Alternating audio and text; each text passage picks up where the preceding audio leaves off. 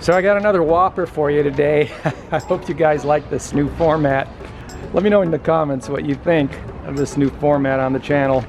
I've actually got more than one whopper, so stick around. But apparently SBF is down to his last 100K and is a crybaby and is crying about it, that all of his money has been taken, but we'll get to that in a second.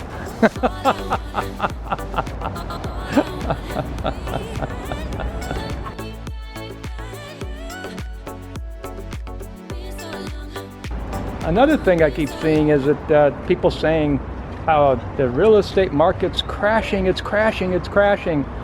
You know, what defines a crash? I mean, you can't really expect something to go up, just go straight up like a rocket. I mean, the way prices have jumped in real estate,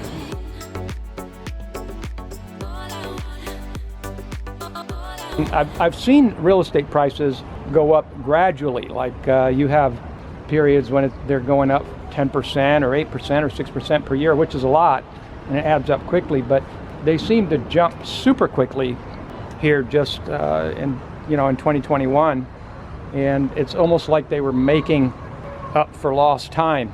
They were just trying to catch up for lost time, and all of a sudden they just jumped up like a whopping 60% or something all in 1 year, which is a ridiculous amount. And so sure, there's going to be a period of filling in on that, and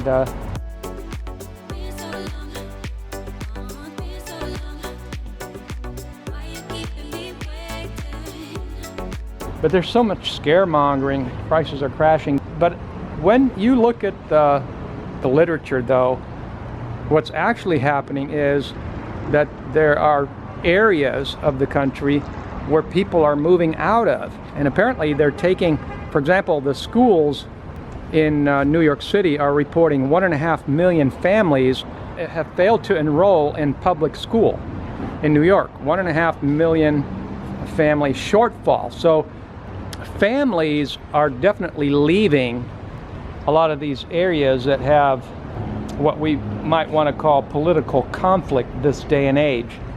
But I don't want to use that word because it's really a societal conflict. It's a societal conflict between people that want to be free and people that don't want others to be free.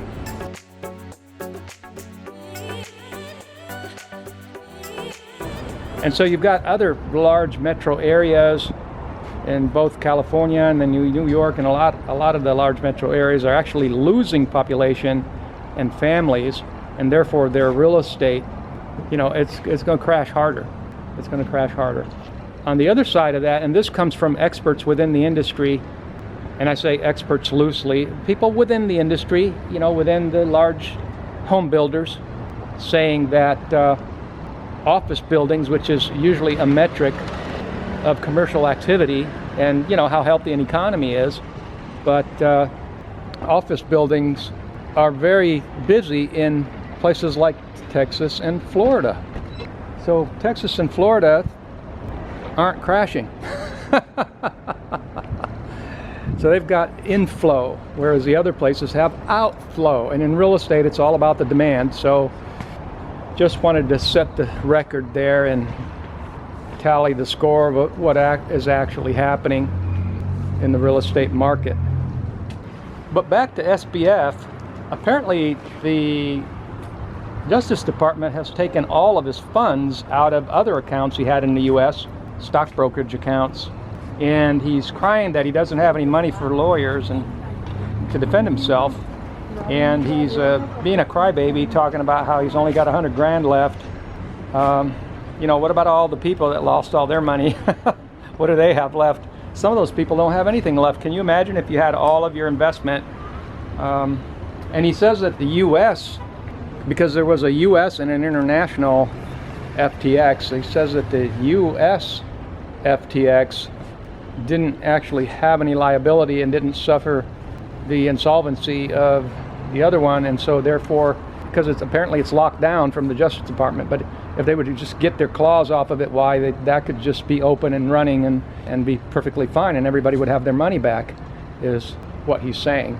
Which doesn't make a whole lot of sense, because well, it's part of the same company, so, but apparently his net worth has gone down from 20 billion all the way down to 100K, which is a huge loss. But I don't know how much of that was actually other people's money. So it looks like SBF is actually getting a good, he's getting a good sense of what Club Fed is all about. He no longer makes the rules. Even if it seems like things shouldn't be that way, there's not anything you're going to be able to do about it or say about it. But for the sake of the people, though, and their money, if it was true, it would seem like the right thing to do would be to, back off on the U.S. platform where, he's saying that people's money is intact and the company is intact and all that. That was really true. But that would have to be verified, so it's going to take time. So let me know your comments, let me know your thoughts on that. I mean, it's like, whatever your thoughts are on Bitcoin and what have you, the point is this is a U.S. business, and whether you agree or don't agree with Bitcoin or those kinds of cryptocurrencies is immaterial. It's a U.S. business, and it could have been a bank, just as well be a bank or any brokerage company, actually. So they're U.S. based, and they provide a service, and for people that want to buy and sell and invest in that kind of thing, just like any other broker in the United States. So the difference between cryptocurrency and Bitcoin is that there's a lot of cryptocurrency. There's oodles of them. That's the thing about Bitcoin, is when it first came out, it was just Bitcoin. But then through the years, it got all these competitors. But they're not real competitors, so don't get confused between the real thing and the competition, because most of these competitors are worthless. They're worthless because the supply is not limited, and there's just so many of them that sure, they may go up, but they're just going to come down, and some of them are going to disappear because they're not real projects. So if you're wondering, yes, I'm pro Bitcoin as an investment vehicle, but it also has a utility. It's very useful. It's divisible. You can send $2 worth to somebody, or 200,000 or 200 million, however much you want, and you can do it in a few minutes. It has definitely kept up with inflation. It has been a great asset class, although a bit volatile. But I've already mentioned how to handle volatility. The hardest thing for people to do with volatility is act on something in a big way. So just remember to just, do things in a staggered fashion. So then when the price is at all-time highs, take a little bit out, and then when it goes a little higher, take a little more out. And when the price is low, put a little bit in. Don't put all of it in all at once. And then when it goes a little lower, put a little bit more in, like that. So don't do things all at once. That's what causes all the stress for people, that most people aren't really traders, and most people don't handle volatility very well. And the way to handle volatility, again, is to also not just by staggering your in and outs, but also having other activities going, so that you're not completely 100% dependent on one asset class. The great thing about Bitcoin is that it can meet your needs depending on who you are. You could be a young person that's starting out. You can put a part of your savings into it, and you can be someone that's more mature, that maybe you feel like life has passed you by and you just didn't quite, you didn't seem to be able to get ahead. And maybe you didn't quite ever come up with that $1 million idea, and or maybe you did and it flopped, and all these reasons why we can sometimes feel like life has passed us by in a financial sense. But not if you've been living retiree lifestyle all along. You will never get on that train. We encourage people to live their lives regardless what their station in life is live your life so that you don't have to feel like you've wasted your life. But if you are someone that would like to do better financially, Bitcoin could just be the ticket. It's one of the greatest opportunities, actually, of our lifetime.